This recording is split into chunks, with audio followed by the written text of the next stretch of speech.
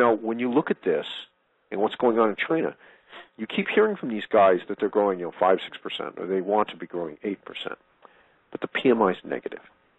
Well, guys, that doesn't make any sense. Okay, how's the economy expanding at that kind of a rate when production is falling?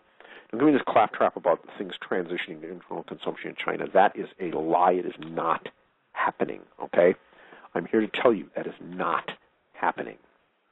You can run that by somebody who's willing to put up with the BS that you may wish to spew, but you will not get away with it around here because the evidence doesn't support it. We have ports that have been canceled. There's all kinds of evidence that trade in and out of China has just gone down the toilet in the last year, especially in the last 6 months. And this is a very important thing to be thinking about because China was going to be the engine that would save us all. But the truth is that it's Europe and the United States, to a lesser degree, that are driving this deterioration right now. And there is a very, very serious problem in this regard. Okay, very serious problem. And this is something that ought to scare everybody who thinks that leverage is the answer to all of the world's problems, whether it be Draghi, whether it be Bernanke, whether it be any of these clowns. Because the reality of the situation is this. All of these things that I talk about every week, all of these things I talk about in my presentations, I talk about in the ticker, that I've been going on about now for 5 years, it all comes down to one thing, and that is our economy has become a gigantic Ponzi scheme. And the only way that Ponzi scheme continues, the only way this game continues to be played and continues to work, and this is the key item, folks, is that debt accumulation has to continue to increase at an ever-increasing exponential rate. That's the beginning and end of it. If that is not the case, then this entire scheme falls apart. You need to understand this above and beyond every single other thing that you do. Okay? It's very important that you understand this. Because all the information that you need to determine whether or not this scheme can be successful in today's world is available to you. At least within the United States. It's found in the Fed Z1. The Fed publishes it every 3 months. Now, yeah, that means you're a couple months in arrears. Okay, so what? Okay, but it's all there. You have to care, but it's there. So here's what the facts tell you. The federal government is the only one taking on new debt in any meaningful amount today. Now, there is an exception, student loans. But the student loans are guaranteed by the federal government. So we have two areas.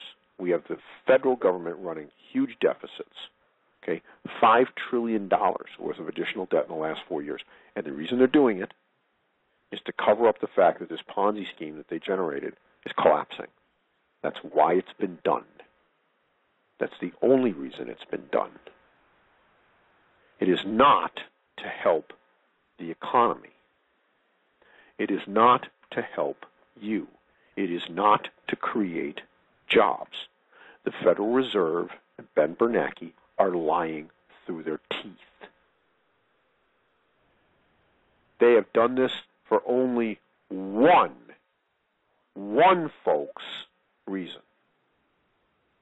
Okay? Just one. If they don't continue to fund the decrease in leverage in the financial system by forcing you to cover it, and when you look at the Z1, you'll see it. It's striking, folks. The only portion of the economy that's delevering is interbank credit, financial credits. That's it. Nothing else. The day that stops, all of the major banks in this country go under. Except maybe J.P. Morgan. Maybe. And you know what? I've even got doubts there. We have solved exactly nothing. What we should have done in 2007 and 2008 was break all of these large areas within the financial system, the big banks, the credit default swap market, the way that futures commission merchants are allowed to net positions and then just post margin based upon net exposure, which, by the way, is insane. All right? All of these things have creeped into the system one at a time. Let's pick on just one, the netting of positions between brokers, with brokers and futures commission merchants. It wasn't all that long ago that when you traded stocks, you were traded in eighths or sixteenths. Okay? This meant that the bid and the offer were an eighth or sixteenth of a dollar apart. That's a fair bit. That's, several pennies. Okay? So because the bid and the offer had to be that distance apart, that was the spread that was available to the person in the middle. That is, the broker or the floor trader, whoever at the New York Stock Exchange, or if it was the NASDAQ, the electronic matching. So the person on the other side had that available to them as a spread.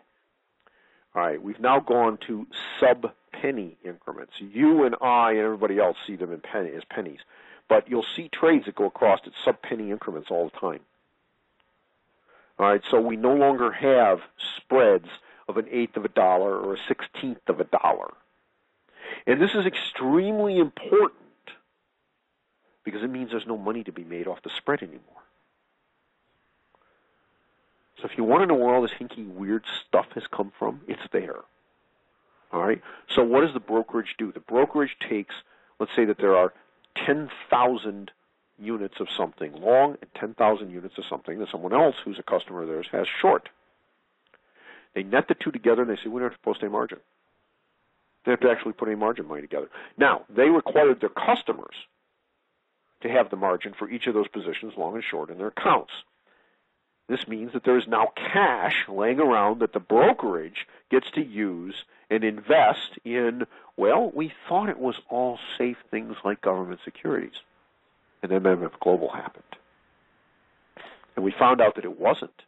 That it was all kinds of hinky stuff overseas, European debt, et cetera, et cetera, et cetera. And, oh, by the way, they lost some of the money. Yeah, that's a problem. Why wasn't that money at the CME? The reason it wasn't there as a performance bond is because they were allowed to net positions. Why do we let them net positions? Because what we've done is destroyed what used to be a decent spread on these transactions, and therefore they do this because, hey, you know what, everybody that touches a transaction wants to make money off of it somehow. What are you going to do, tell people they got to work for free? They're not going to do it. These kinds of things creep into the system over time. Not all of them are deliberate and intended to screw you, but they end up screwing you. Because we make exceptions to the rules, we make exceptions to safety and soundness, all in the name of somebody making a profit. We've done the same thing in Europe. We've seen the same thing happen. You think our leverage ratios are bad, you should see what's going on over there. You think our leverage ratios are bad, you should see what's going on over in China. All the capital investment that they've put into housing and other fixed investment, none of it has a legitimate market of any substance, certainly not of sufficient size to support what is going on. Europe is on the verge of all-out collapse, folks. And so is the Chinese situation. It's extremely dangerous. All right, this little foo-foo thing going on right now between Japan and China, it's a distraction. It's a monstrous distraction. It's not real. But the Chinese need someone, somewhere, to distract attention away from what's going on in the economy, which is that it's about to come apart. Soft landing my ass. The Chinese government knows what's going on. So does everybody else. But everyone's whistling on by. Remember in 2007, the S&P 500, the Dow, all went to new highs. 1576 on the S&P. Remember that during this time, Bernanke had told everybody that housing was not going to broadly affect the economy, that it was just a housing problem. that there wasn't going to be a broad issue with the economy as a whole. How'd it work out, folks? Was he right or was he wrong? Yeah, that's what I thought. So what makes you think it's different this time?